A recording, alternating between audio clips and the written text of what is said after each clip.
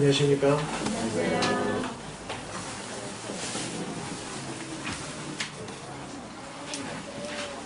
참 동국교회 참 좋은 일들이 참 많이 생기는 것 같아서 참 감사가 되고 기분이 너무 좋습니다. 또 오늘도 참 최근에 우리 동국교회에 또 구원받은 영혼들이 성도님들이 또 생겨나게 되고 이제 또 침례를 눈앞에 두고 있습니다. 뿐만 아니라 하나님께 예배당도 허락하여 주시고 예배당 부지를 합당하게 또 허락해 주시고 또 훌륭하신 우리 건축사 형제님과 함께 또 일할 수 있도록 은혜를 베풀어 주시고 또 하나님의 복음을 전할 수 있는 기회를 계속적으로 허락하여 주시고 여기 복음을 들으실 수 있는 분들을 계속적으로 보내주시는 이러한 일련의 상황들을 봤을 때 참 하나님 앞에 참 감사를 드립니다. 오늘은 함께 복음을 함께 듣는 시간이고 전하는 시간입니다. 먼저 우리가 성경이 어떤 책인가 우리 한번 생각을 해보도록 하겠습니다. 우리 성도님들이야 성경이 어떤 책인지 너무나 잘 아시겠죠? 성경이 과학책일까요? 아니면 어떤 역사책일까요? 아니면 어떤 사실에 근거하지 않은 어떤 소설일까요? 세상 사람들은 많이들 어떤 종교책의 하나 정도로 생각을 하거나 아니면 어떤 지어낸 이야기라고 많이들 생각을 합니다. 하지만 예수님을 믿는 저희들은 이거 하나님의 말씀이라고 믿고 있으며 성경의 내용들이 하나도 1.1획도 틀림이 없이 사실인 것을 믿고 있습니다. 그 중에 하나로 성경에 과연 지구가 몇 년이나 됐는지 지구의 나이가 혹시 성경에 기록되어 있을까요? 혹시 우리 찾아보시는 구독자분들 뿐만 아니라 성도님들도 다 함께 한번 답을 해주시기 바랍니다. 우리 지구의 나이가 학교에서나 이렇게 배울 때 또 아니면 내가 알고 있는 이 지구의 나이가 한 몇 년 정도 되는 걸로 알고 계십니까? 지구의 나이. 네. 9,000년 나왔습니다. 또 우리 청년 주성형제님? 네? 50억 정도. 네, 50억 년 나왔습니다. 네, 많이 뛰었네요. 9,000년하고 50억 년. 네, 많이 뛰었습니다. 네, 그렇게 그 정도로 배우죠. 또 다른 분 계십니까? 6,000년? 네? 6,000년? 6,000년 정도. 네, 그렇게 배우셨습니까? 혹시 학교에서? 학교에서 그렇게 안 배우고 네. 45억 년 뭐. 네, 45억 년 막 그렇게 배우셨죠? 그런데 이제 하나님 교회 안에서 이렇게 배우시다 보니까 6,000년이라는 것들을 좀 들으셨을 겁니다. 혹시 여기 죄송하지만 성함을 좀 불러도 되겠습니까? 이승주 씨로 말씀을 제가 드리겠습니다. 혹시 지구의 나이가 어느 정도 되는지 들어보신 적이 있습니까? 예. 박재진 씨? 들어봤습니까? 한 몇 년 정도로 들어봤습니까? 45억 년 정도. 네네. 45억 년 정도. 네. 저도 아마 그랬던 것 같아요. 45억 년 정도로, 지구의 나이가 그 정도 될 거라고 현대 과학에서 얘기를 하고 있습니다. 이게 일반 과학자들이 얘기하는 게 아니라요. 미국의 나사에서 근무하시는 분들이나 최첨단 과학을 연구하시는 분들께서 지구의 나이가 약 45억 년 정도 된다 라고 얘기를 하고 있습니다.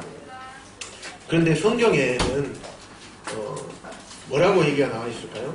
약 6,000년 정도 되는 것으로 기록이 되어 있습니다. 성경에 연대가 기록이 되어 있을까요?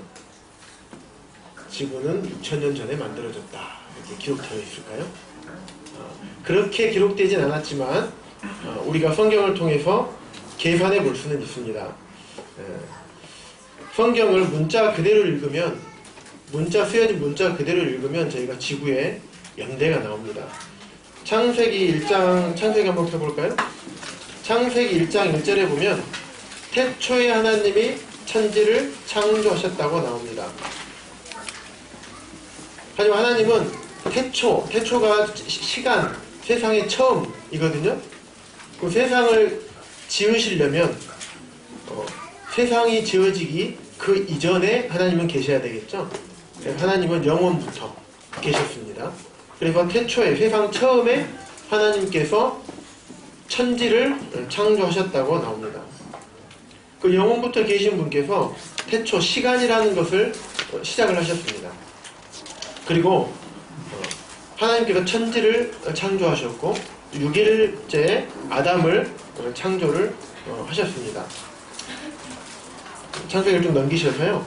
창세기 5장 1절 한번 봐보실까요? 자, 태초 시간이 처음 생겼을 때 그때 아담을 창조하셨습니다.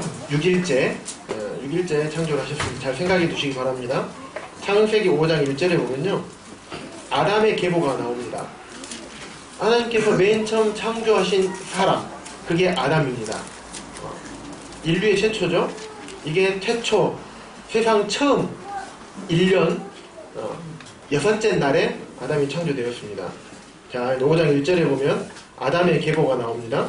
이것은 아담의 계보를 적은 책이니라. 하나님이 사람을 창조하실 때 하나님의 모양대로 지으시되 해서 3절에 보면 아담은 130세에 자기의 모양 곧 자기의 형상과 같은 아들을 낳아 이름을 셋이라 하였고 아담은 셋을 낳은 후 800년을 지내며 자녀들을 낳았으며 그는 930세를 살고 죽었더라. 해가지고 쭉 32절에 보면 노아는 500세 된 후에 셈과 함과 야벳을 낳았더라.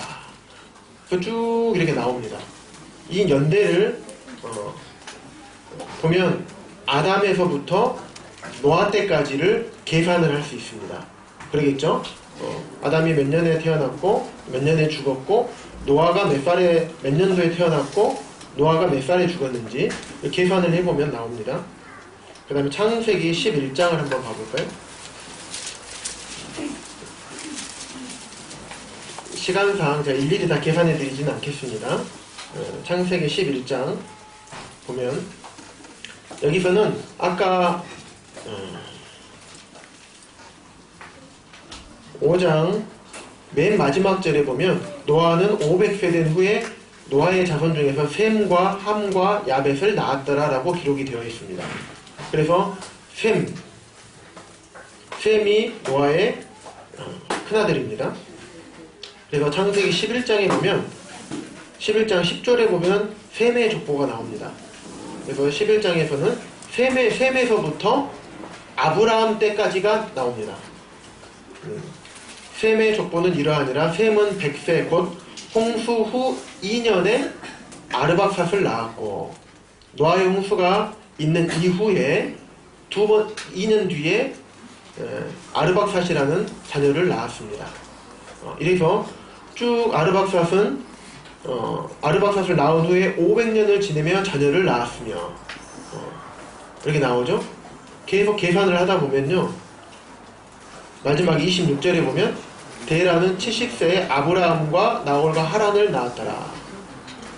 이 정도 되면 대충 연대가 숫자적으로 계산을 할 수가 있습니다. 그러면 데라가 70세에 아브라함을 낳았습니다. 아브라함의 고향이 어디입니까?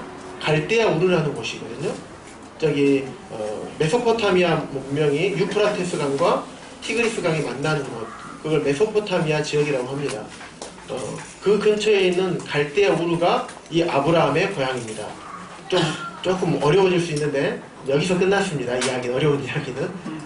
왜 갈대아 우르를 말씀을 드리냐면 역사학적으로 밝혀진 곳이 이 갈대아 우르 지역입니다. 4대 문명의 발상지 중에서 여기가 가장 유명한 수메르 문명, 가장 오래된 문명인 수메르 문명이 이 메소포타미아 지방에서 문명이 발생을 했습니다. 이거는 역사학적으로 기록이 되어 있습니다. 그래서 약 BC 4000년경 정도로 기록이 되어 있습니다. 그러면 아까 창세기 5장에서부터 5장하고 창세기 11장에 있는 셈에서부터 아브라함 계보까지 쭉 계산을 해보면 그때하고 더하기 수메르 문명이 시작된 이 시기하고 BC 4000년경이니까 그 두 개를 더하고 지금 거기서부터 BC AD 0년에서부터 지금까지가 AD 2017년이죠. 대충 계산해보면 약 지구의 나이가 약 한 6000년 정도, 6000년 그 정도 돼서 형성이 되는 것을 우리가 계산해서 유추해 볼 수가 있습니다. 지구의 나이가 45억 년이라고 우리가 받아들여야 될까요? 성경이 정말 사실이라면 이 내용은 틀림이 없어야 됩니다. 과학에서는 지구의 나이가 45억 년 정도 된다고 말하고 있지만은 성경은 지구가 젊다고 말하고 있습니다. 1만 년이 채 안 된다고 말씀하고 계시는 것입니다. 성경이 말하는 것과 과학이 말하는 것은 달라도 이 갭 차이가 너무 큽니다. 뭐 1, 2만 년 차이도 굉장히 큰 거지만은 1, 2만 년 차이가 아니라 44억, 45억 년 정도 차이가 나버리기 때문에 너무나 다른 것입니다. 그리고 성경은요, 사람은 우연히 생겨난 또 진화의 산물에 의해서 동물들이 진화돼서 원숭이가 진화돼서 사람이 만들어진 게 아니라 하나님께서 아까 읽었듯이 하나님의 형상을 따라서 아담을 지었고 아담이 아담의 형상을 따라서 아들을 낳았다고 얘기를 하고 있습니다. 그런데 과학은 어떻습니까? 아주 어떤 세포에서부터 어떤 물질에서부터 세포가 만들어지고 세포로부터 생명이 만들어져서 그게 진화가 돼서 단세포에서 여러 복잡한 구조가 있는 세포의 생물로부터 진화가 돼서 계속 진화의 과정을 거쳐서 결국에는 원숭이에서부터 우리 사람이 진화되었다고 과학은 말하고 있습니다.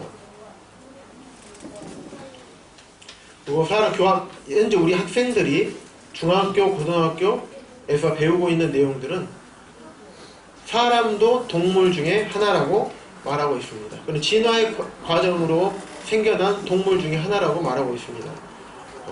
우리가 배웠던, 지금 현재 배우고 있는 중고등학생들 뿐만 아니라 우리 어른들도 학교에서 배웠던 이 내용하고 성경의 내용하고는 이게 달라도 너무 다른 것입니다. 그렇기 때문에 제가 어렸을 때부터 교회를 다녔지만 항상 그게 좀 어려웠던 것 같아요. 교회에서는 하나님이 천지를 창조했다고 하고 진화가 아니라고 하는데 학교에서는 진화라고 하거든요. 선생님이 물어보면 네, 진화했습니다 라고 말하지만 교회 와서는 또 아니고 도대체 이게 뭐가 사실인지 어떤 것이 참인지 거짓말인지 애나 모르겠다. 학교에서는 이렇게 말하고 교회에서는 이렇게 말해야겠다. 뭐 이렇게 되는 거죠. 아마 우리도 다 그렇게 배워왔을 것입니다. 근데 정말 생각해보면 정말 성경이 정말 사실일까? 우리가 하나님을 믿는 이유가 뭡니까? 성경이 거짓말이라면 이걸 우리가 믿을 수 있겠습니까? 이 귀한 시간에 세상에 많은 사람들은 주 5일 근무하시는 분도 계실 테고 주 6일 근무하는 분도 계십니다. 열심히 일하시고 주말에부터는 특히 금요일날 저녁부터는 불금이라고 하죠. 그러면서 신나게 놀고 즐기고 하고 싶은 것들을 다 하고 사는 시간입니다. 그런데 우리 예수님 믿는 그리스도인들은 어떻습니까? 그렇지가 않아요. 이 좋은 날 날씨 굉장히 좋습니다. 떠나야죠. 내가 원하는 쉼을 누리기 위해서 내가 하고 싶은 걸 하기 위해서 산과 들로 바다로 또 운동을 좋아하시는 분들 어떤 동호회 활동으로 이렇게 막 다 떠납니다. 자기의 여가를 즐기기 위해서. 그래야 되는 시간인데 만약에 성경이 거짓말이라면 아마 이 세상에서 가장 불쌍한 사람들이 예수님 믿는 사람들이 아닌가 라는 생각을 합니다. 이 모이는 자리에 또 우리 돈도 내고 막 이렇게 하잖아요. 돈 내고 시간 버리고 우리가 할 수 있는 것, 즐길 수 있는 것 다 못 즐기고 뭐 이러는 거잖아요. 그런데 성경이 만약에 사실이 아니라면 정말 세상에 가장 불쌍한 사람들이 그리스도인이 아닐까 생각을 해보게 됩니다. 하지만 만약에 성경이 사실이라면 어떻습니까?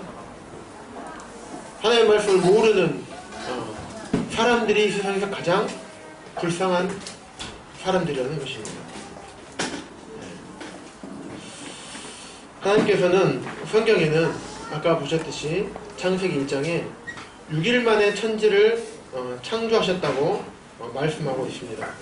그리고 하나님께서 아담을 창조하시고 아담의 갈빗대를 하나 취하셔서 하와를 창조하셨습니다. 그리고 그 태초에 창조한 아담을 통해서 또 만드신 하와가 범죄함으로 인해서 거기서 죄가 최초로 시작되었다고 말씀하고 있습니다.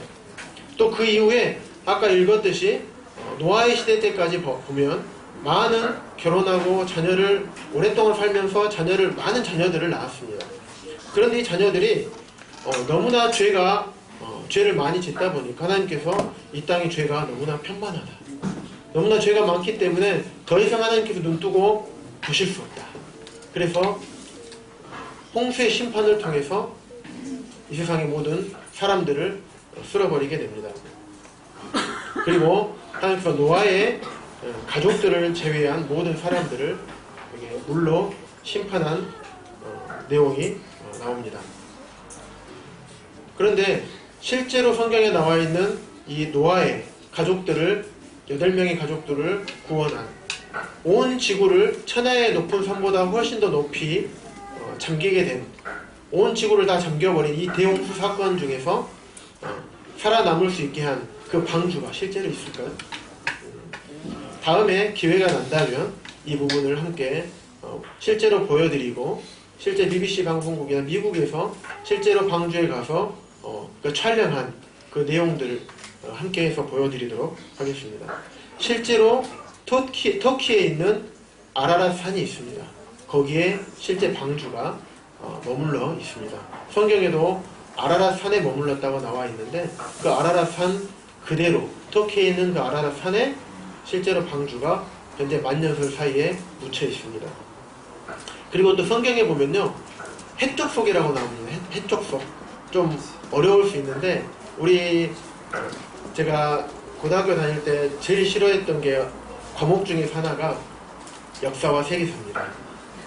그렇게 싫어했는데 그래도 제가 기억나는 게 하나가 히타이트족은 많이 좀 생각이 나시는 분이 계실지 모르겠습니다. 철기 문화의 발상지가 히타이트족입니다. 최초로 철기 문화를 사용해서 아주 많은 영토를 확장했다. 왜냐하면 그 당시에는 청동을 사용해서 무기를 썼거든요. 청동하고 철하고 싸우면 어떻게 되겠습니까? 철로 탁 때렸는데 청동으로 막았습니다. 어떻게 됩니까? 잘려버립니다. 싸우면 안 되겠죠? 최초로 철기 문화를 사용해서 많은 부와 영화를 누렸던 히타이트 족속들. 그게 해족속입니다. 그리고 많은 영화나 세계사들에서 많이 등장하죠. 이집트 피라미드에서도 많이 나올 텐데 파라오 왕 아시죠? 파라오 왕이 성경에는 뭐라고 나와 있는지 아십니까? 바알 왕으로 되어 있습니다. 그래서 이 성경에 나와 있는 바알 왕이 우리가 역사에서 들을 수 있는 파라오 왕을 말하고 있는 것입니다.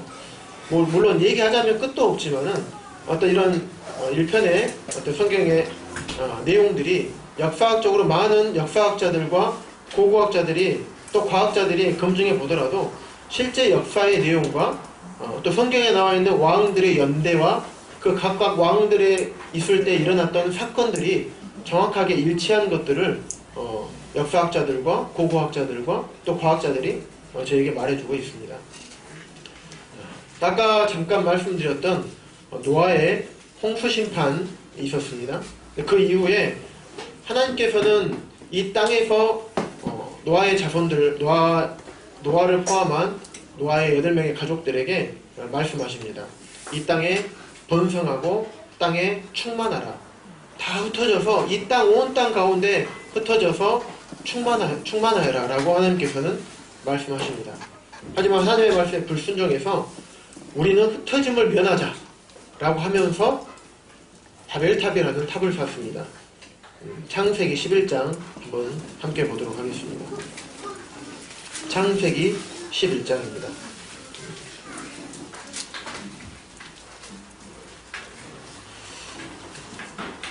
(11장) 1절에 보시면요. 온 땅의 언어가 하나여 말이 하나였더라. 이에 그들이 동방으로 옮기다가 시날 평지를 만나 거기서 거류하며 온 땅의 사람들이 노아 홍수 사건 이후에 살아남은 사람들이 있었습니다. 노아의 가족들이 거기서 이제 자손들을 건설하게 된 거죠. 그래서 그때는 땅의 언어가 하나였겠죠. 또 말도 하나였겠죠. 예. 그래서 그들이 옮기다가 시날 평지라는 곳을 만나서 거기에서 이제 머물게 됩니다. 그런데 거기서 하나님께서는 분명하게 번성하고 땅에 충만하라고 하셨는데 이들은 뭐라고 말하냐면요. 자, 벽돌을 만들어 견고히 굽자 하고 벽돌로 돌을 대신하여 역청으로 진흙을 대신하고 또 말하되 성읍과 탑을 건설하여 그 탑 꼭대기를 하늘에 닿게 하여 우리 이름을 내고 온 지면에 흩어짐을 면하자라고 말을 합니다. 온 지면에 흩어짐을 면하자. 하나님께서는 땅에 번성하고 땅에 충만하라고 하셨는데 이 사람들은 뭐라고 말하고 있냐면 우리는 흩어짐을 면하자. 하나님 말씀에 대놓고 불순종하는 것입니다. 그리고 4절에 보면요. 성읍과 탑을 건설하여 그 탑 꼭대기를 하늘에 닿게 하여 하나님이 계시는 하늘에 닿게 하여 하나님과 내가 견주어 보려고 그런 일을 하는 것을 우리가 알 수가 있습니다. 교만해져 있는 거죠. 이것은 하나님의 말씀에 불순종하는 것이고 하나님께서 싫어하시는 것입니다. 이들이 하나님처럼 되고자 했던 것입니다. 그래서 7절에 보면요. 자, 우리가 내려가서 우리는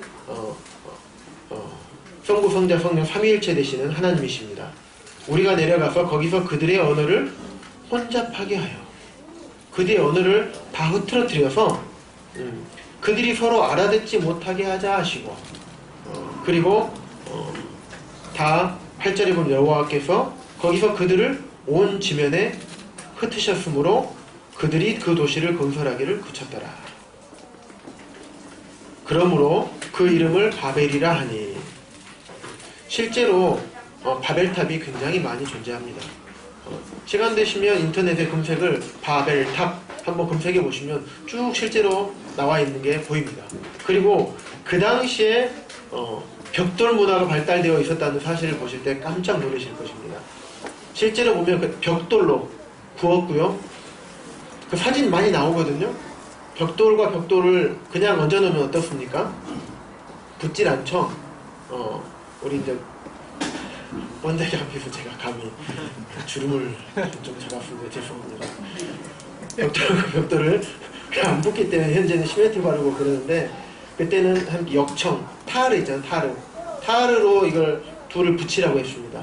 얘는 노아의 방주를 만들 때 하나님 그 역청을 바르라고 하거든요. 이게 방수의 효과가 있다고 합니다. 네, 끄덕끄덕 하셨습니다. 맞는 사실 같습니다. 네, 그래서 이 역청으로 실제 역청이 까만색이거든요. 아스팔트에 타르 있죠. 까만색의 타르가 실제로 지금 바벨탑 딱 쳐가지고 거기 보시면 벽돌과 벽돌 사이에 까만 타르가 다 묻어 있습니다. 지금까지도.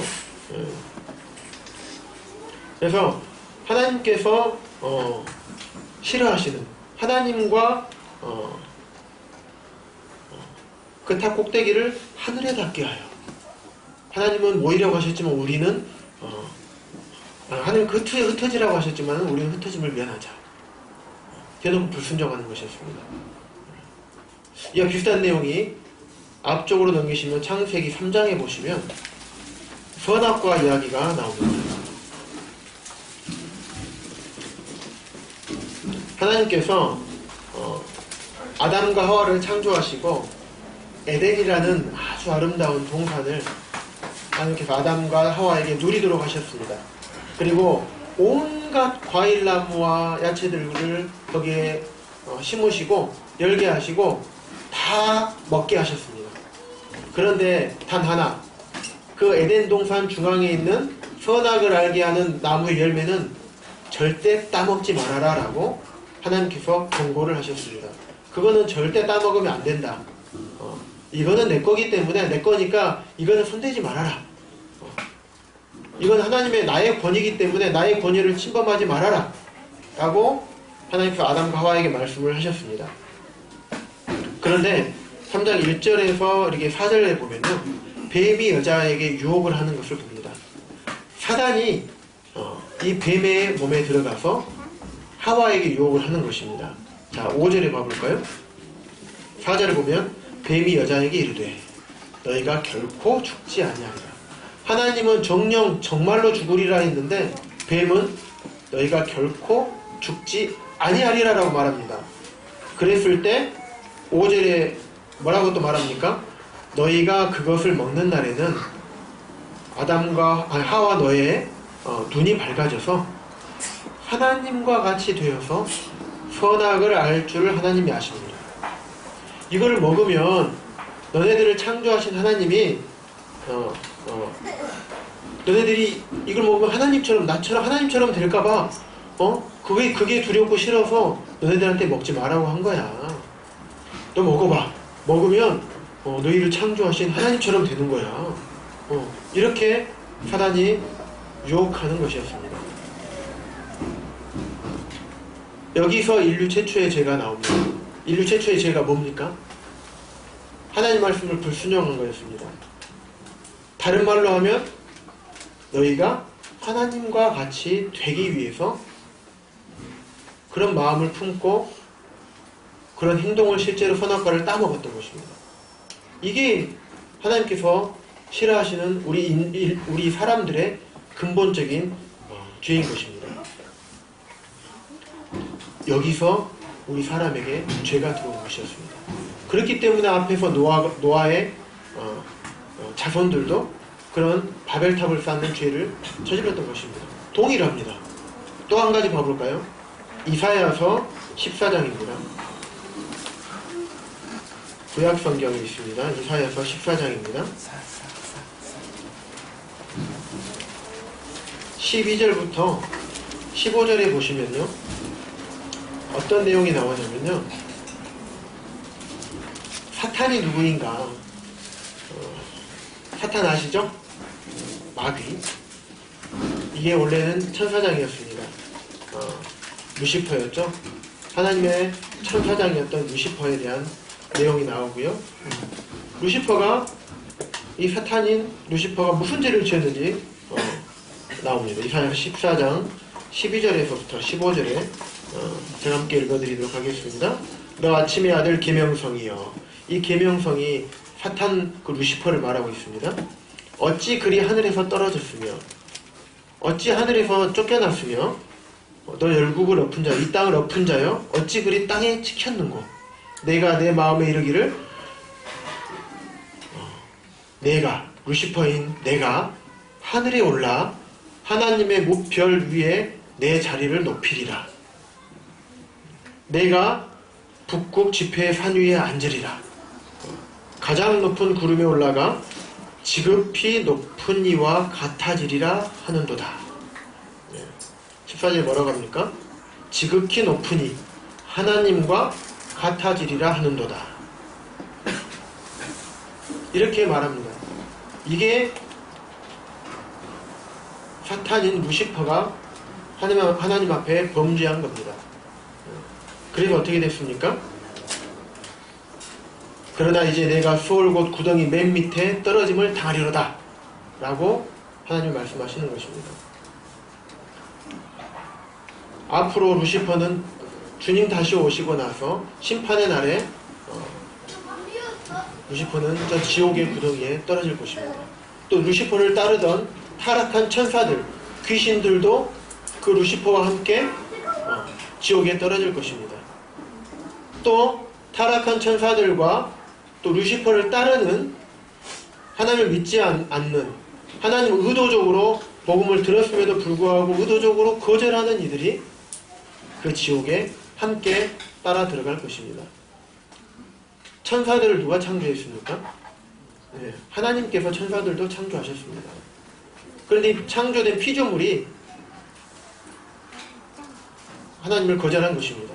내가 하나님과 어깨를 나라에서 견주어 보리라. 하나님과 함께 한바탕 해보겠다 라고 덤벼드는 것입니다. 이게 하나님께서 보실 때 가장 큰 죄악인 것입니다. 찾지는 않겠습니다만 제가 읽어드리겠습니다.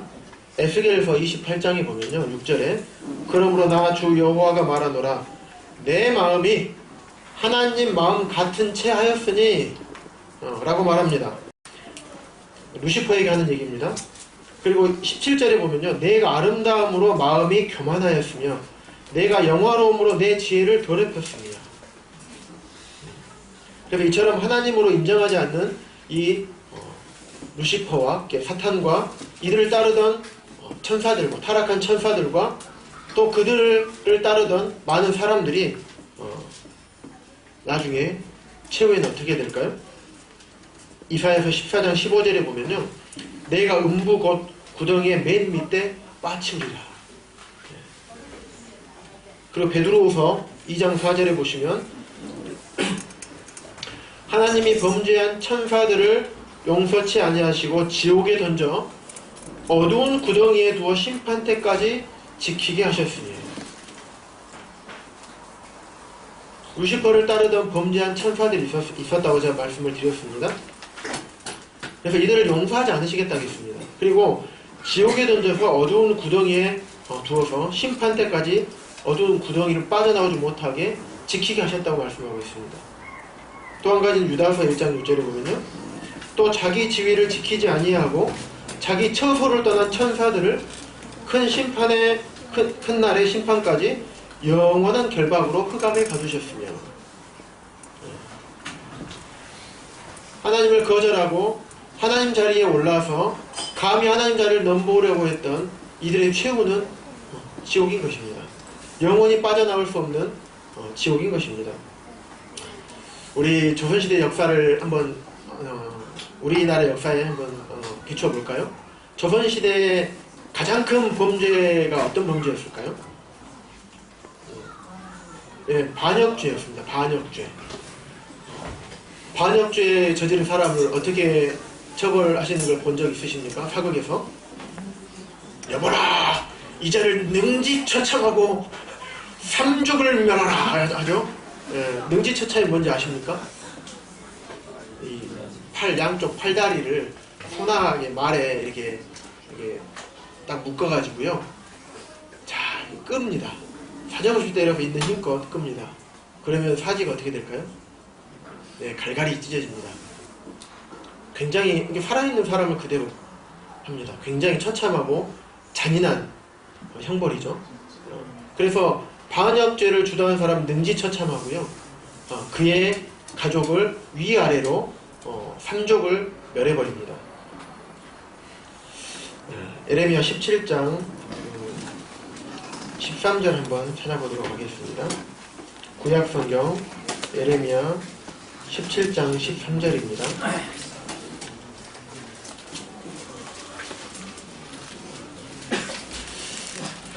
이처럼 하나님께서는 창조주 되시고 내가 어디서부터 왔는지 알면서도 그걸 의도적으로 거절하고 또 거절할 뿐만 아니라 대적하고 심지어는 반역하는 이러한 죄들에 대해서는 굉장히 엄히 다루고 있는 것을 보게 됩니다. 그래서 하나님께서 에레미야 17장 13절에 보면 죄송합니다.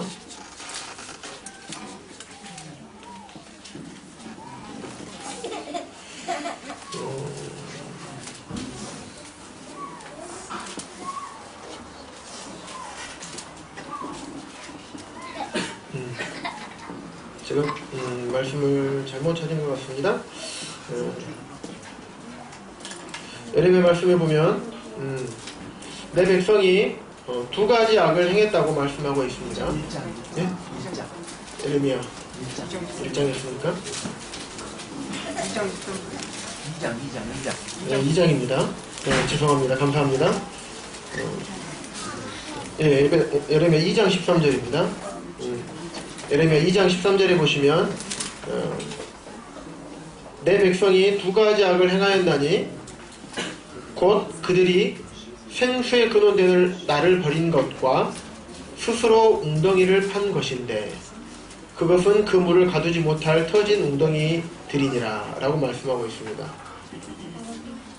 하나님께서 이스라엘 백성들을 택했습니다. 하지만 이스라엘 백성들이 하나님을 계속적으로 거절했습니다. 그래서 하나님께서 말씀하시기를 나의 백성이, 내가 택한 이 백성이 두 가지 악을 행했다고 말씀하고 있습니다. 그 중에 하나는 뭐냐면 그들이 생수의 근원되는 나를 버린 것이라고 말합니다. 생수는 어떻습니까? 우리 사람의 생명에 있어서 가장 꼭 필요한 것입니다. 물이 없으면 우리가 살 수가 없습니다. 음식은 좀 덜 먹고 안 먹어도 되지만은 물이 없으면 살아갈 수가 없습니다. 생명의 근원인 것입니다. 그런데 생명의 근원 되시는 하나님을 버린 것입니다. 그것이 하나님께서 보실 때 그게 죄악이고 그게 악이라고 말하고 있습니다. 또 한 가지는요, 스스로 웅덩이를 판 것이라고 말하고 있습니다. 스스로 웅덩이를 판 것은 뭐냐면 내가 스스로 하나님을 버리고 내가 좋아하는 것들, 내가 나의 만족을 위해서 내가 내 인생을 계획하고 내가 무엇인가 나를 위해서 막 행한 것들입니다. 하나님 외에, 하나님이 없는 다른 것들을 행한 것입니다. 예를 들면 내가 재물을 쫓아서, 아니 세상의 권세를 쫓아서, 세상의 명예와 어떤 학문을 쫓아서, 세상의 쾌락을 쫓아서, 또 아니면 또 다른 어떤 나의 위안을 얻기 위해서 다른 종교를 쫓아서 가는 것들. 이것이 스스로 웅덩이를 판 것입니다. 그런데 이 웅덩이는 그 사람 만족할 수 있습니까? 돈 많이 벌어보신 분이 안 계실 것 같습니다. 저도 마찬가지지만, 네.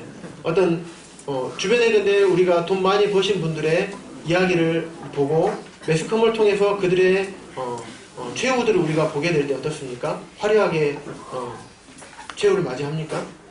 그렇지 않습니다. 비참한 최후를 맞이합니다.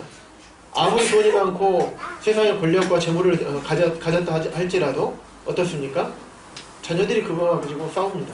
형이 동생을 고발하고 서로 소송하고 아버지를 욕하고 아주 그런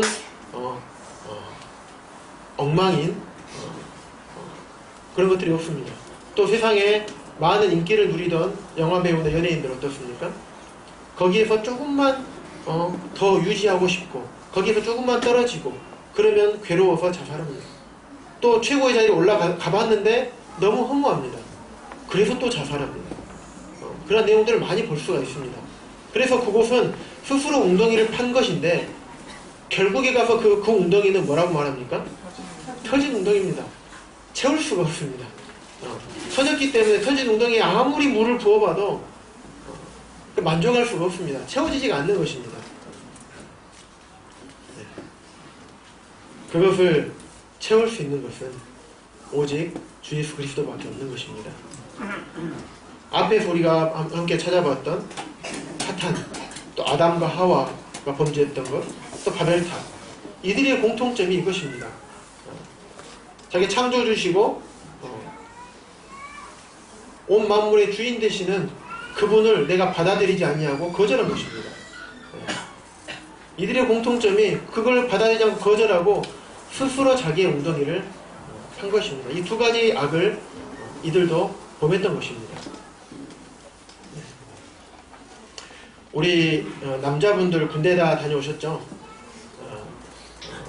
어떻습니까? 우리 같은 부대 내에 있는 부대원이 있습니다. 근데 저는 이제 2등병이고 네, 우리 한참 실세인 상병과 병장 1, 2호봉 정도 되겠죠. 병장 다 하신지 이제 한 달, 두 달밖에 되시지 않은 분들, 특히 상병 한 끝호봉, 말호봉 정도 되면 이제 서술이 퍼렇게 서 있죠. 저희 때는 그랬습니다. 요즘은 또 안 그런다고 하더라고요. 네, 서술이 퍼렇게 서 있습니다. 그래서 이분의 눈빛 하나에 이등병들이 이렇게 움직이고, 눈빛 하나에 저리 움직이고, 청소할 때 보면 그렇죠. 그냥 개인이 딱 보고 창틀 한번 싹 보면 난리 납니다. 걸레가 준비돼서 탁 해서 다 닦고 난리 납니다.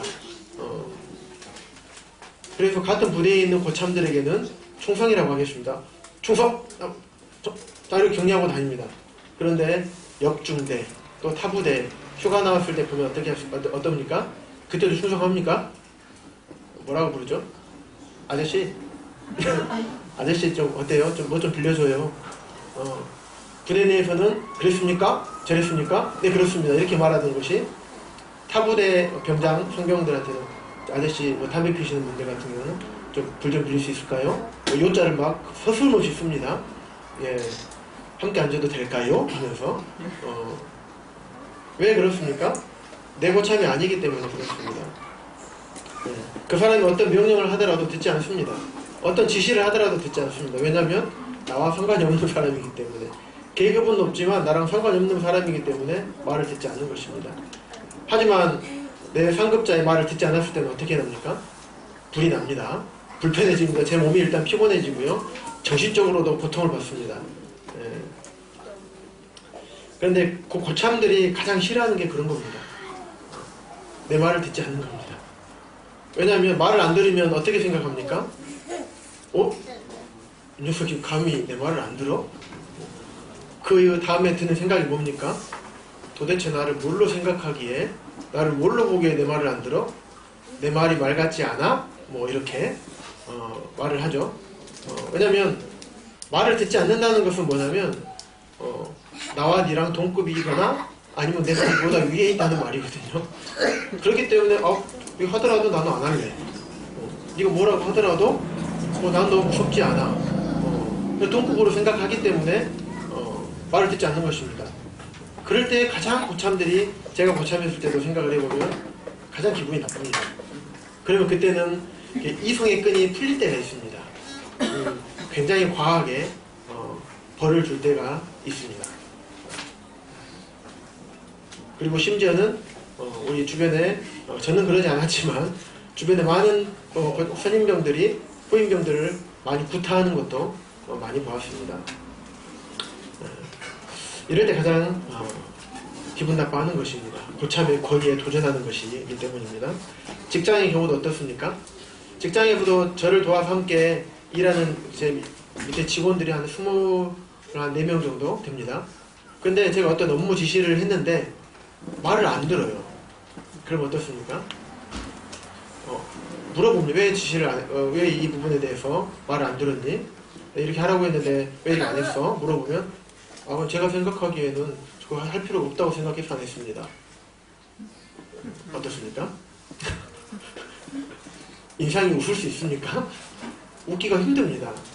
왜냐면 그 말은 곧 너나 나나 똑같아.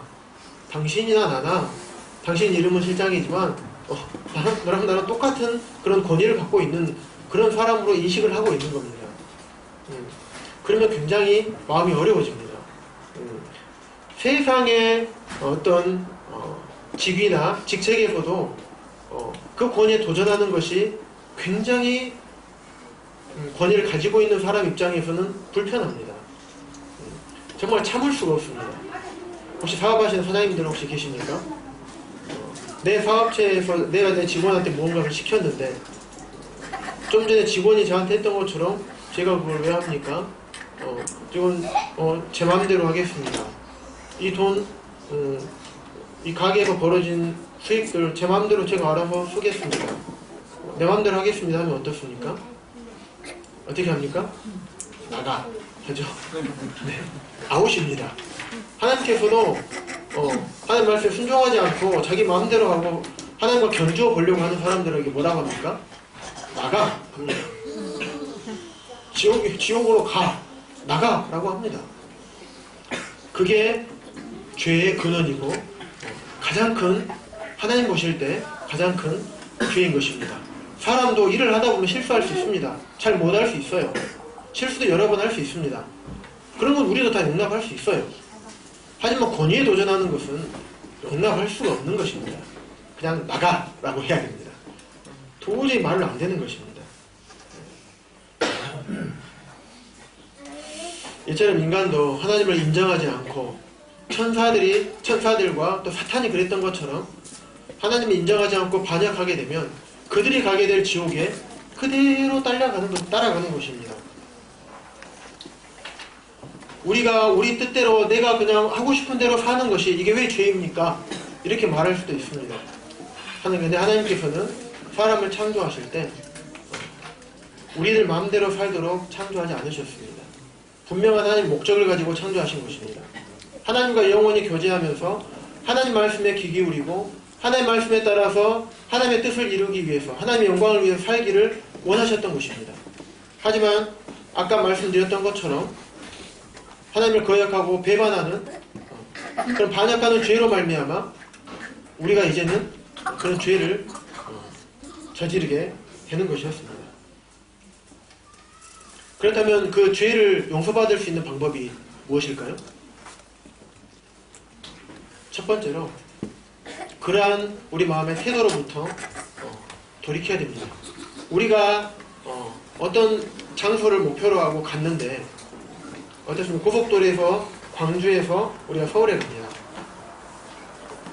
서울에 가는데 고속도로를 우리가 나는 경부고속도로를 타고 가고 있습니다. 하지만 가다가 중간에 중앙고속도로로 잘못 들어가 버렸습니다. 그럼 어떻게 합니까? 유턴해야 됩니다. 유턴해서 빠른 시간 안에 다시 돌아서 다시 경부를 올라타야 되는 것입니다. 우리가 하나님 앞에 잘못 가고 있다. 하나님 보실 때 잘못 가고 있다는 사실을 우리가 깨닫고 듣게 되었을 때는 어떻게 됩니까? 즉시로 유턴을 해야 되는 것입니다. 유턴하지 않고 계속 가게 되면 그 돌아오는 길이 너무나 힘들고 멉니다. 고달파집니다. 그 즉시로 유턴을 해서 내가 잘못 가고 하나님으로부터 멀어져 가고 있는 길에서부터 유턴해서 다시금 하나님으로부터 가는 길로 돌아와야 되는 것입니다. 하나님을 거절했던 마음에서 돌이켜야 되는 것입니다. 나를 창조하신 하나님을 거절하고 하나님을 마음에 두기 싫어했던 이런 마음들 중에 마음 가운데서 이제는 돌이켜야 되는 것입니다. 하나님께서 내게 주시고 내가 그래서 누리고 있는 나의 생명과 현재 우리가 숨쉬고 있는 호흡과 내가 살고 있는 집과 내가 누리고 있는 물질들과 또 나의 시간들, 이 모든 것들이 하나님께서 주신 것인데 이 모든 것의 주인이 하나님이 아니라 이건 나다. 내 인생은 나의 것. 그렇기 때문에 내 인생은 노터치. 내가 내 마음대로 할 거야. 그렇게 사는 사람들의 최후에 대해서 아까 말씀을 드렸습니다. 터진 웅덩이를 계속 파고 있는 것입니다. 그 사람들의 최후는 영원한 지옥인 것입니다. 그것이 회개인 것입니다. 우리가 목적지를 향해서 가고 있던 길이 있는데 이 길이 만약 끝에 낭떠러지라고 생각을 해보십시오. 길을 가고 있는데 이정표가 있습니다. 도로 끝. 이런 이정표가 있습니다. 그런데도 불구하고 그 끝을 따라서 계속 전력 질주하시는 사람은 아무도 없을 거라고 생각합니다. 경고판을 보았을 때는 우리가 여기로 가면 안 되겠구나라는 것을 깨닫고 즉시 차를 돌려서 유턴을 해야 되는 것입니다. 우리가 또한 그 길에서부터 돌아설 뿐만 아니라 정말 바른 길, 올바른 길, 그 죽음의 길이 아닌 영원한 생명의 길로 우리가 걸음을 실제적으로 옮기는 것입니다. 마음을 돌이키고 실제적으로 그곳을 향해서 걸음조차도 실제적으로 옮기는 것이 그게 회개인 것입니다. 그 길에서 돌아서지 않으면 멸망하고 망한다고 말씀하고 있습니다. 로마서 우리 3장 말씀 한번 보도록 하겠습니다.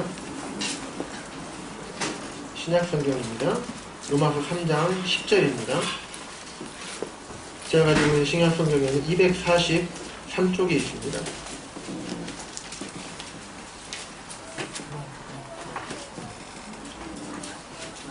제가 방금 전에 드렸던 말씀에 비추어 봤을 때 죄인이 아닌 사람이 아무도 없습니다. 성경에서는 보면 9절이 볼까요? 로마서 3장 9절입니다. 그러면 어떠하냐? 우리는 나으냐? 결코 아니라 유대인이나 헬라인이나 다 죄 아래 있다고 우리가 이미 선언하였느니라. 그때 당시 유대인들은 유대 인종을 두 가지로 구분을 했습니다. 유대인과 이방인. 이렇게 모든 사람들을 의미하는 것입니다. 그래서 죄 아래, 모두 다 죄 아래 있다고 우리가 이미 알고 있다. 그러면서 10절에 기록된 바 의인은 없나니 하나도 없으며, 의인이란 말은 의를 의자를 써서 죄가 없는 사람을 말하고 있습니다. 죄가 없는 사람은 하나도 없다고 말하고 있습니다. 그래서 깨닫는 자도 없고 하나님을 찾는 자도 없고 다 치우쳐 함께 무익하게 되고 선을 행하는 자는 없나니 하나도 없도다. 그들의 죄인들의 목구멍은 열린 무덤이요. 열린 무덤이 어떻습니까? 무덤이 열리면 어떤 냄새가 납니까? 때로는 그의 목구멍은 열린 무덤이요. 어떻습니까? 무덤이 열리면 무슨 냄새가 그 안에서 납니까? 시체 썩는 냄새가 나죠. 때로는 사람 입에서도 입을 벌렸을 때 좀 그런 고약한 냄새가 나는 분도 계시긴 합니다. 그런데 그들의 목구멍, 죄인의 목구멍은 열린 무덤처럼 온갖 더러운 썩은 내가 난다고 말하고 있습니다. 그리고 그 혀, 죄인의 혀로는 온갖 속임을 일삼고 그 입술에는 독사의 독이 있고 그 입에는 저주와 악독이 가득하고 죄인들의 하나님을 알지 못하는 사람들의 입에는 좋은 말만 나오는 게 아닙니다. 말에 독이 있습니다. 사람을 자살하게 만들고요. 사람을 죽이도록 합니다. 그리고 그 입에는 사람을 저주하고 악독을 퍼붓습니다. 나에게 해를 가하면 어떻습니까? 인터넷에 보면 어떤 나에게 해를 가하지 않았음에도 불구하고 온갖 저주의 글들이 차마 입에 담지 못할 글들이 막 올라옵니다. 마음속으로 이미 그런 생각들과 마음속으로 말을 하고 있는 것입니다. 실제로 우리가 어떤 다툼이 일어나거나 그러면 어떻습니까? 온갖 입에 담지 못할 욕들을 합니다. 그리고 그 발은 피 흘리는데 빠르고요.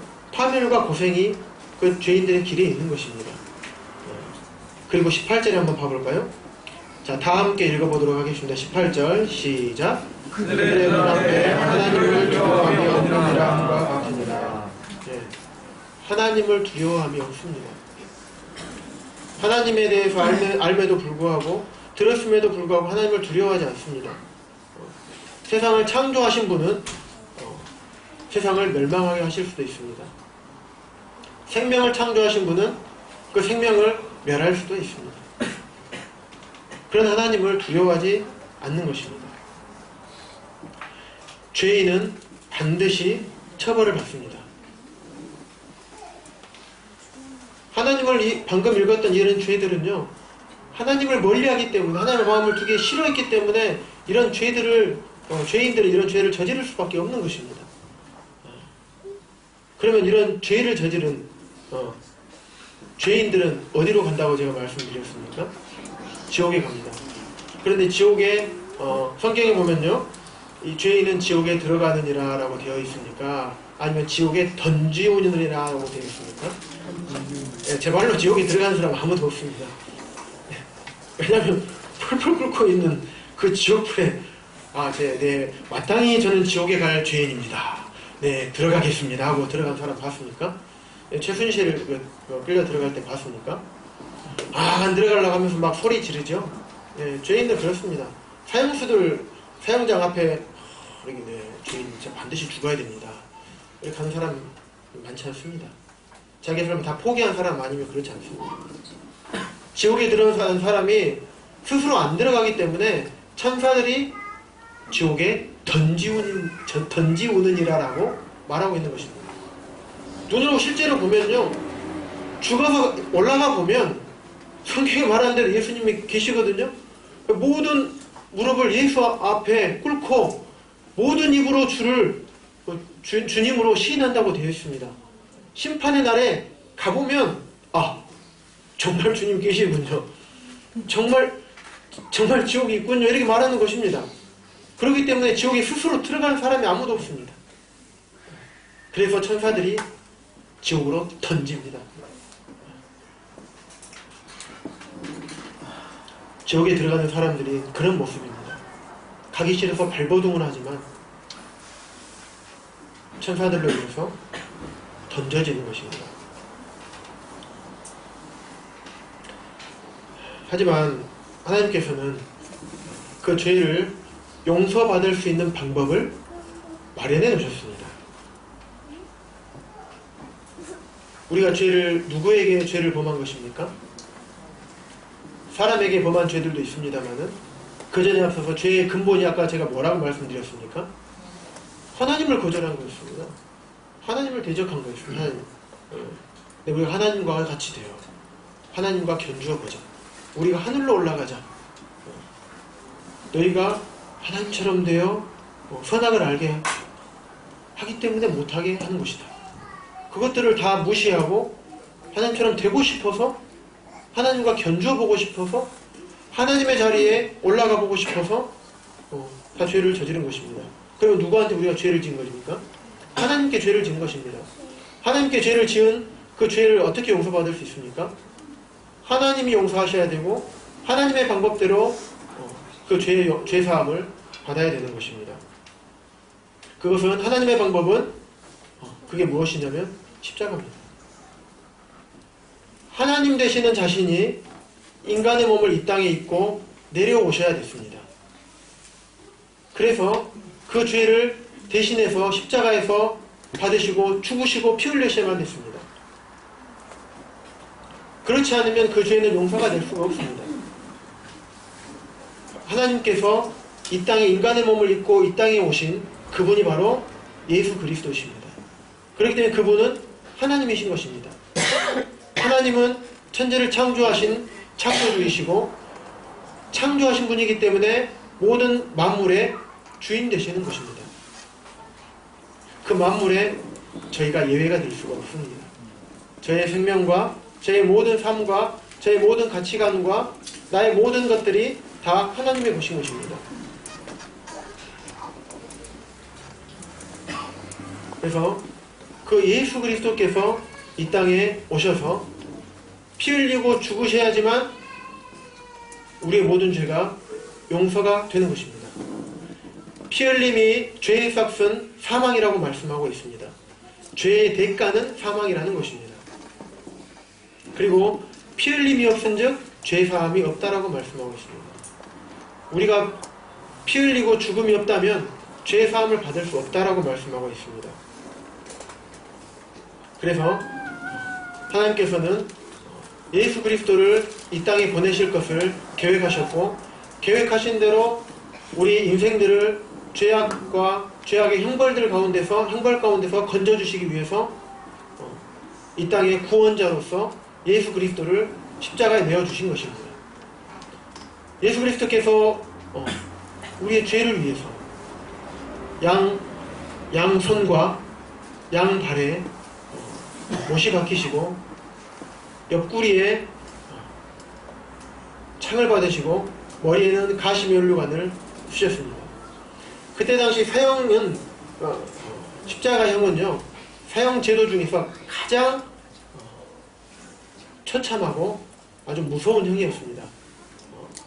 조선시대의 가장 큰 형이 능지처참이었다고 한다면 이때 유대인들에게 가장 큰 두려운 가장 무서운 형은 십자가형이었습니다.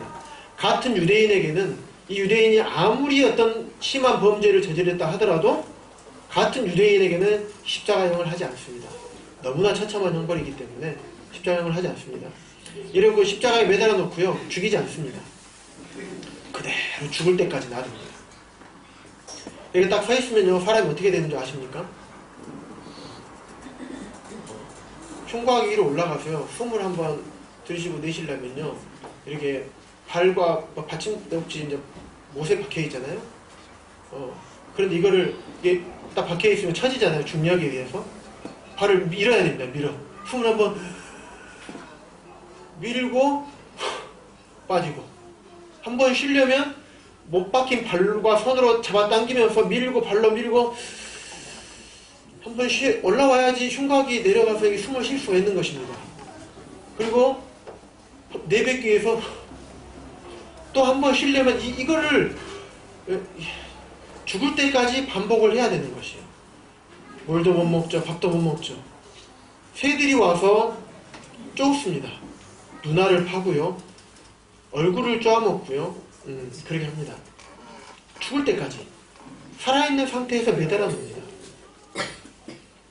그게 십자가의 사형틀입니다.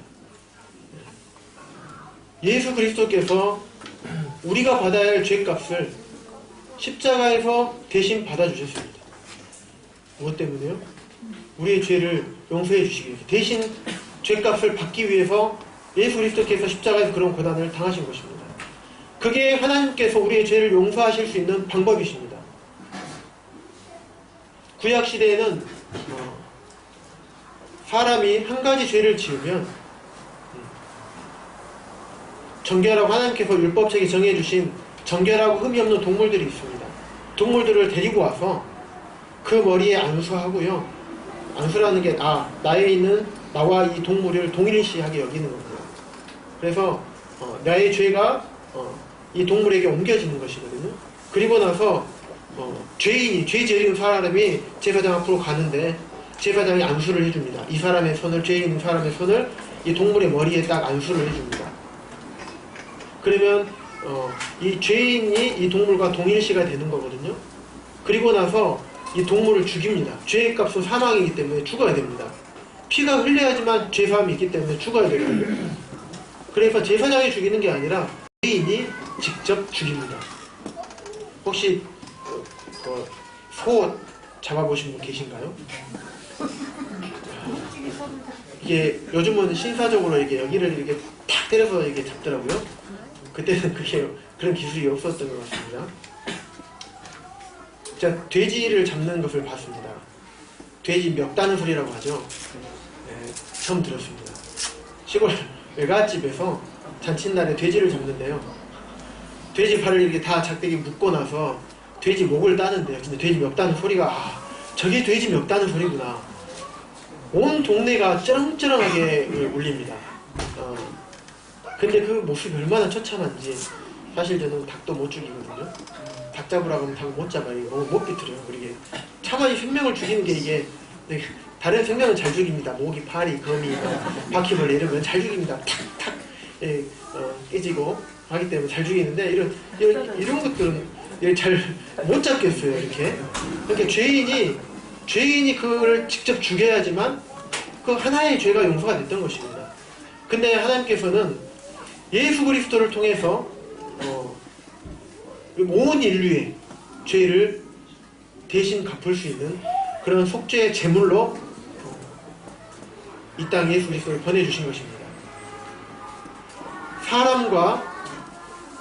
사람의 죄값을 대신할 동물 하나의 가치가 비교할 수 있습니까? 소 한 10,000마리하고 사람 생명하고 바꿀 수 있을까요? 어떻습니까? 우리 이승주씨 사람의 소 한 100만 마리하고 사람 한 명의 생명하고 바꿀 수 있을까요? 가치를 비교할 수 있을까요? 비교할 수가 없는 것입니다. 나에게 그 무엇을 주더라 천하를 준다 해도 바꿀 수가 없습니다. 그만큼 사람의 생명은 존귀한 겁니다. 동물과 다른 어떤 것과 비교해서 가치를 가늠할 수 없는 것입니다. 그렇다면 천지를 창조하신 하나님의 생명과 피조물인 우리의 생명의 가치를 비교할 수 있을까요? 구약시대에는 동물 하나가 사람의 죄의 값을 하나를 대신할 가치가 있었다고 한다면 하나님께서 이 땅에 내려오셔서 십자가에서 죄값을 대신한 그 가치가 온 인류에 또 온 인류가 저질렀던 죄들과 또 앞으로 저지를 모든 죄들까지 전부 다 그 죄의 가치를 대신할 만한 그런 속죄의 제물의 가치가 됩니까? 되지 않을까요? 충분하고 차고 넘치는 것입니다. 하나님께서 용서하실 수 있는 방법은 이게 하나님의 방법이셨던 것입니다. 그렇기 때문에 그분께서 예수 그리스도께서 십자가에 올라가서 죄값을 받으셔야만 했던 것입니다. 그리고 죽으실 뿐만 아니라 사흘 만에 부활하셔서 우리도 그와 같은 동일한 몸으로 부활할 것을 우리에게 부활의 소망을 허락해 주시고 이제는 우리가 죄인이었던 그런 삶에서 벗어나서 이제는 하나님을 거절하였던 그런 삶에서 하나님을 반역했던 그런 삶에서 벗어나서 이제는 완전 예수 그리스도로 옷 입은 새로운 사람으로서 하나님은 나의 삶의 주인으로 여기며 나를 죄악의 형벌 가운데서 구원하여 주신 구원자로 여기며 살아가기를 원하시기 위해서 하나님께서 부활하셨던 것입니다. 요한복음 우리가 19장 30절 한번 보실까요?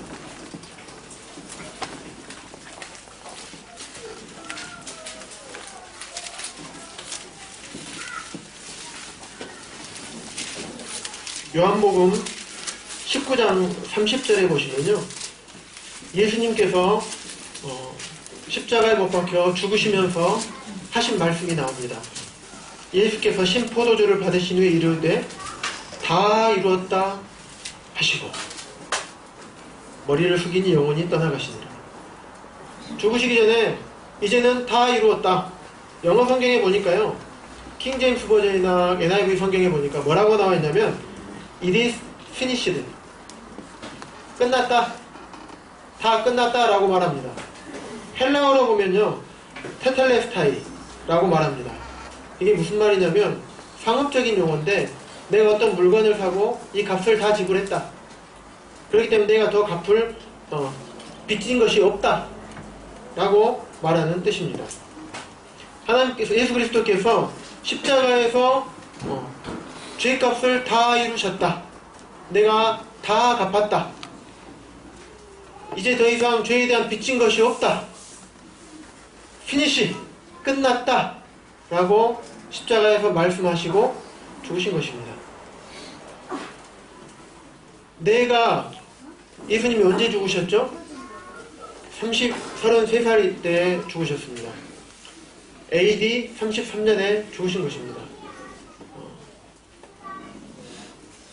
그 죽으신 당시부터 예수님이 죽으시기 전까지 모든 사람들이 지었던 죄들, 또 AD 33년 이후에 주님이 다시 오실 때까지 사람들이 짓게 될 모든 죄들까지도 하나님께서 다 갚았다고 하시는 것입니다. 만약에 그때 당시 이후에 AD 33년 죽으실 때 그 이후의 죄를 갚지 않으셨다고 한다면 덜 갚았다라고 하셨을 것입니다.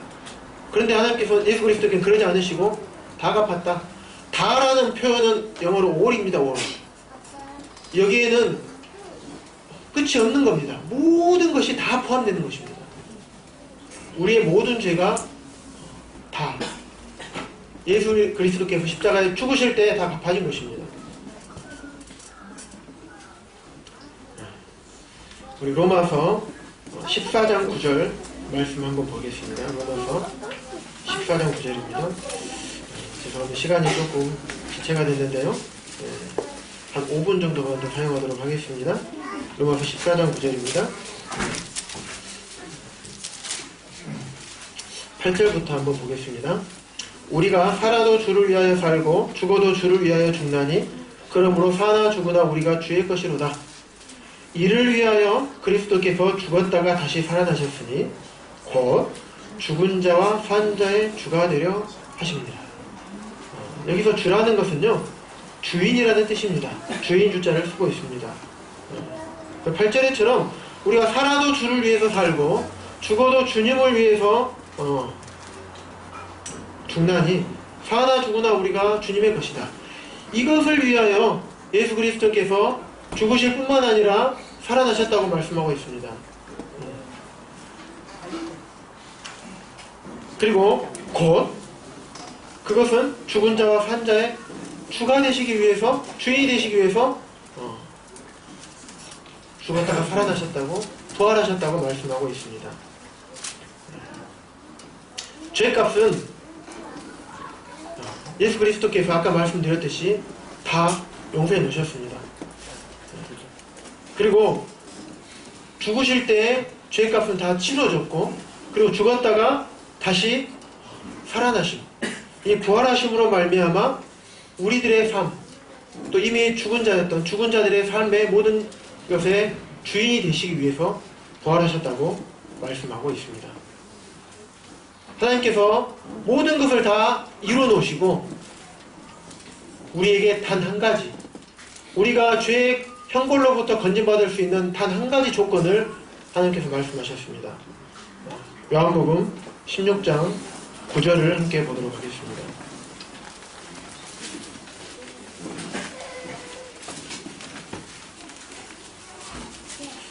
요한복음 16장 9절에 보면요, 죄에 대하여라 함은 그들이 나를 믿지 아니하며. 하나님 입장에서는 얼마나 답답하시겠습니까? 내가 내 생명까지, 우리에게 가장 중요한 것은 생명입니다. 생명의 가치와 소 만마리의 가치가 비교할 수 없다고 했습니다. 이 세상의 만물 모든 것과 내 생명의 가치는 바꿀 수가 없는 것입니다. 하나님 입장에서도 하나님의 생명은 뭡니까? 하나님의 전부인 것입니다. 우리가 내 생명을 나에게 줄 수 있는 그 누군가가 있습니까? 네, 있습니다. 사랑하는 자녀들을 위해서라면 우리가 줄 수 있습니다. 아낌없이 줄 수 있습니다. 하나님도 그렇습니다. 사랑하는 우리 인생들을 위해서 하나님의 모든 것인 하나님의 생명을 주셨습니다. 하나님께서 가지고 있는 모든 만물은 하나님 것이기 때문에 우리에게 이미 다 주셨어요. 우리가 살 수 있도록 이미 온 우주를 만들어 놓으셨고요.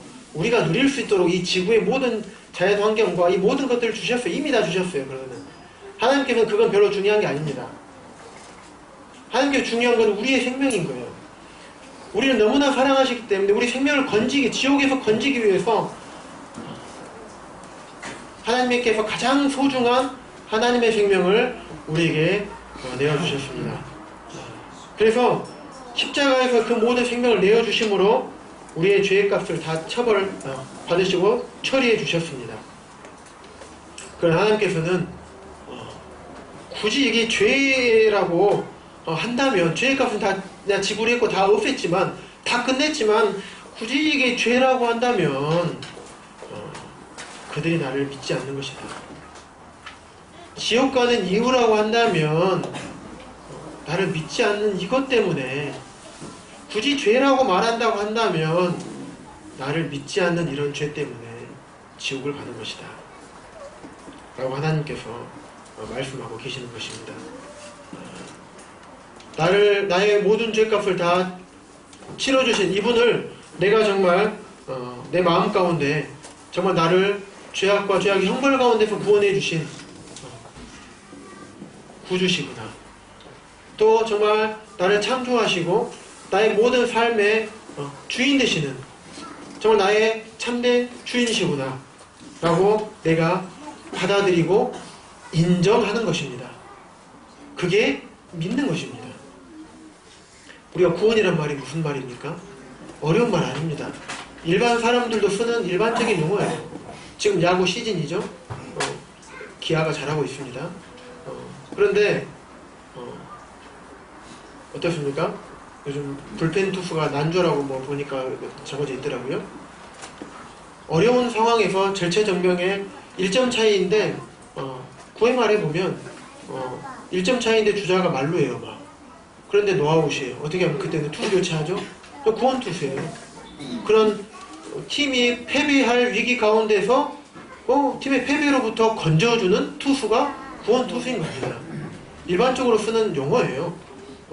그래서 우리의 우리를 죄악과 죄악의 형벌 가운데서 구원해 주실 분이 건져 주실 분이 예수 그리스도라는 것입니다. 그래서 구원이란 말이 그런 뜻입니다. 그래서 우리가 방금 16장 9절에서 말했던 것처럼 우리가 그 구원자 되신 예수 그리스도, 또 우리 삶의 주인 되시는 창조주 되시고 주인 되시는 그분 예수 그리스도, 그분 우리가 믿어야 되는 것입니다. 믿지 않는 죄, 이 죄 한 가지 때문에 영원한 형벌인 지옥에 가는 것입니다. 하나님은요, 사람을 위해서 지옥을 만드시는 분이 아니십니다. 내가 자녀를 위해서 멸망의 길을 마련한 사람이 있습니까? 내 자녀를 위해서 너 말 안 들으면 이제 지옥에 가. 너를 위해서 내가 만들었어. 라고 그런 멸망의 길을 만드는 부모 있습니까? 없습니다. 하나님께서 천지를 창조하셨고 그 하나님의 배반한, 하나님을 반역한 사단과 타락한 천사들, 그 귀신들을 위해서 지옥을 만드신 겁니다. 하지만 우리가 그들을 따라서 살기 때문에 그들을 보낼 때 그들에 딸려서 같이 우리가 지옥에 들어가는 것입니다. 그리고 하나님께서 안타깝게 9절에 말씀하고 있는 것입니다. 내가 죄에 대해서 다 해결을 했지만 굳이 죄라고 말한다면, 다 끝내버렸지만 굳이 죄라고 말한다면, 지옥 갈 죄라고 말한다면 나를 믿지 않는 것이다. 제발 믿어라. 나를 받아들이고 나를 영접해라. 라고 말하고 있는 것입니다. 이게 회개인 것입니다. 잘못된 길에서 이게 돌아서는 것입니다. 이게 믿음인 것입니다. 회개와 믿음이 따로 가는 게 아닙니다. 하나입니다. 하나. 내가 마음을 돌이키고 그 다음에 그걸 바로 믿게 되는 것입니다. 마음을 돌이키고 내 걸음을 돌이키게 되는 것입니다. 그럼 어떻게 합니까? 올바른 길로 가게 되는 것입니다. 여러분의 죄는 다 용서가 되었습니다. 이제 그 죄를 이미 다 용서해 주신 하나님을 나의 구원해 주시오 내 삶의 주인으로 받아들이고 인정하고 영접하는 것입니다. 마지막 말씀 한 구절만 보고 마치겠습니다. 요한복음 1장 12절입니다.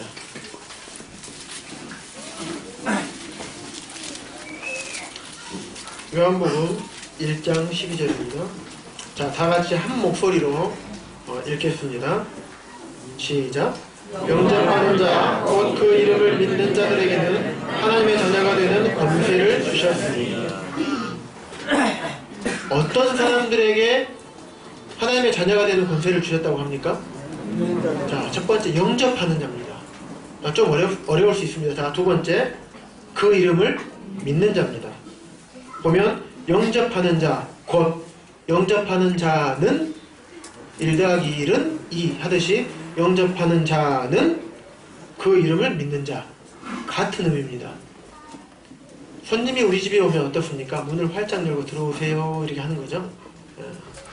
이게 영접하는 겁니다. 자, 들어오십시오. 하나님은 지금 이 시간에 우리 여러분들을 위해서 여러분들 마음문 안에서 마음문을 두드리고 계십니다.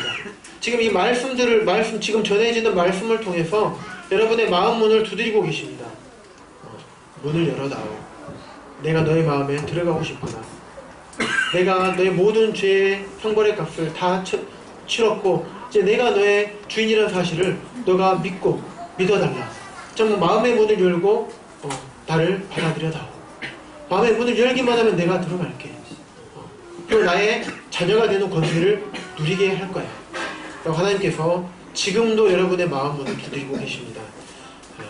그래서 마음의 문을 닫지 마시고 들려지는 하나님의 말씀에 마음의 문을 여셔서 예수님을 마음에 영접하시고 믿으시고 그래서 영원한 지옥의 형벌이 아닌 영원한 생명의 그 길로 가시는 모든 분들이 되기를 주님 앞에 간절히 바라는 마음이 있습니다. 이상으로 말씀을 마치도록 하겠습니다.